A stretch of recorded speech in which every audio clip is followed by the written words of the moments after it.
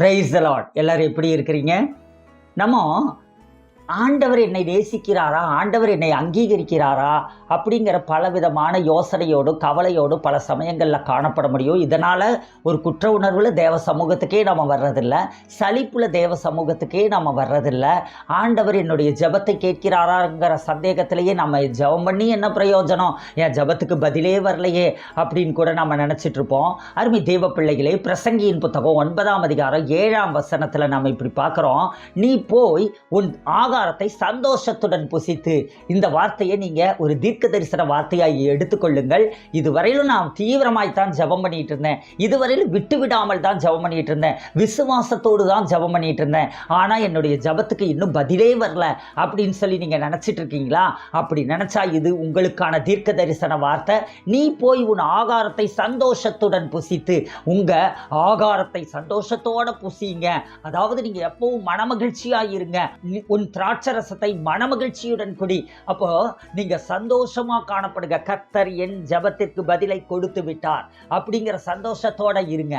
தேவன் உன் கிரியைகளை அங்கீகாரம் பண்ணி இருக்கிறார். நீங்க எதை செஞ்சிட்டு இருக்கீங்களோ அந்த கிரியைகளை ஆண்டவர் அங்கீகாரம் பண்ணி இருக்கிறார். நீங்க எந்த ஒரு காரியத்தை முடிச்சிட்டு அதுல ஒரு ரிசல்ட்டை எதிர்பார்த்து கொண்டிருக்கிறீர்களோ அதுல ஆண்டவர் உங்களுக்கு அங்கீகாரத்தை கொடுத்திருக்கிறார். அந்த காரியத்தில் கர்த்தர் உங்களை ஆசீர்வதித்திருக்கிறார். அருமை தேவ பிள்ளைகளே, இதுல பழைய ஏற்பாட்டின் நாட்கள்ல அவங்க கர்த்தரிடத்திலிருந்து ஒரு ஆசீர்வாதத்தை பெறுகிறதற்கு கிரியை செய்ய வேண்டியதாக இருந்தது. ஆனா கிருபையின் காலத்துல வாழ்கிற நமக்கு அந்த பிரச்சனையே கிடையாது. ஏன்னா இயேசு கிறிஸ்து நமக்காக அவர் நியாயப்பிரமாணத்தின் கிரியைகள் எல்லாவற்றையும் அவர் செய்து முடித்து விட்டதனால இப்ப நாம கிரியை செய்யக்கூடாதபடிக்கு நாம் ஓய்ந்து போய் இருக்கிறோம். நாம் அமைதலாய் தேவ சமூகத்தில் காத்திருந்தால் போதும், காரியங்கள் எல்லாவற்றிலும் ஜெயத்தை அவர் நமக்கு கட்டளையிடுகிறார். அருமை தேவ பிள்ளைகளே, ஆண்டவருடைய கிருபையை குறித்து எபேசியரின் புத்தகம் 2ஆம் அதிகாரம் 8-9 வசனத்துல பார்க்கிறோம். கிருபையினாலே விசுவாசத்தை கொண்டு ரட்சிக்கப்பட்டீர்கள். பாருங்க, நீங்க ரட்சிக்கப்பட்டதே எப்படி ரட்சிக்கப்பட்டீங்க அப்படின்னா, ஆண்டவர் ரட்சிப்பதற்காக நாம 40 நாள் உபவாசம் இருந்து நாம ரட்சிக்கப்படல, அல்லது காலையிலிருந்து சாயந்தரம் வரையிலும் நாம ஜெபம் பண்ணி ரட்சிக்கப்படல, அல்லது பைபிளை ஒரு தடவை ஃபுல்லா படிச்சு முடிச்சு நாம ரட்சிக்கப்படல. நாம எப்படி ரட்சிக்கப்பட்டோம் அப்படின்னா, அவருடைய கிருபையினாலே ரட்சிக்கப்பட்டோம். அவர் மேல் நாம் வைத்த விசுவாசத்தினாலே நாம் ரட்சிக்கப்பட்டோம். கிருபையும் அவருடையது, நமக்குள் அவர் மேல் வைக்க வேண்டியதான அந்த விசுவாசம் இருந்துச்சு பார்த்தீங்களா? கடுகு விதை அளவு விசுவாசம், அந்த கடுகு விதை அளவு விசுவாசமும் அவருடையது. இந்த ரெண்டையும் வச்சுதான் நாம அவரை விசுவாசித்து நாம ரட்சிக்கப்பட்டோம். இது உங்களால் உண்டானதல்ல, இது தேவனுடைய ஈவு, இது ஆண்டவருடைய பரிசு. நாம் பெற்றுக்கொண்டதான ரட்சிப்பு என்பது அது விலையே பெற்றது. இந்த ஆத்தும ரட்சிப்பு நம்மை நித்தியம் வரையிலும் நடத்தி கொண்டு போகக்கூடியது, நித்தியத்திற்குள் பிரவேசிக்க பண்ணக்கூடியது.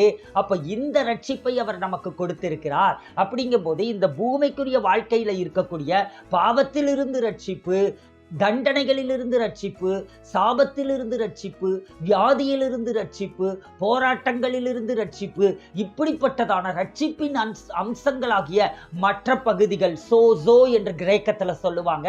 அந்த சோசோங்கிற அந்த பேக்கேஜ் அதை அப்படியே நமக்கு கொடுத்துட்டாரு. இது எல்லாமே நமக்கு கொடுக்கப்பட்டிருக்கிறது. இது தேவனுடைய பரிசு. அப்ப ஆண்டவர் இதை கிஃப்டா கொடுத்துட்டதுனால நாம ஆண்டவர் என்ன அங்கீகரித்திருக்கிறாரா, ஆண்டவர் என்ன ஏற்றுக்கொண்டு இருக்கிறாரா அப்படின்னு நம்ம யோசிக்க வேண்டியதில்லை. நீங்க செய்கிற காரியங்கள் எல்லாம் வாய்க்கும். பிரசங்கியின் புத்தகத்துல நாம பார்த்தோம், தேவன் உன் கிரியைகளை அங்கீகாரம் பண்ணி இருக்கிறார்.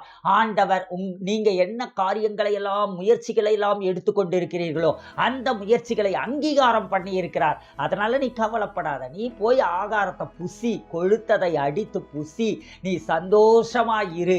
நீ செய்கிற காரியங்கள் எல்லாம் வாய்க்கும். இரவும் பகலும் சந்தோஷமா ஆண்டவரே இதை நீர் வாய்க்கப்படுகிறீர்கள் சொல்லி அவருடைய வார்த்தையின் அடிப்படையில் ஸ்தோத்திரம் பண்ணிக்கொண்டே இரு.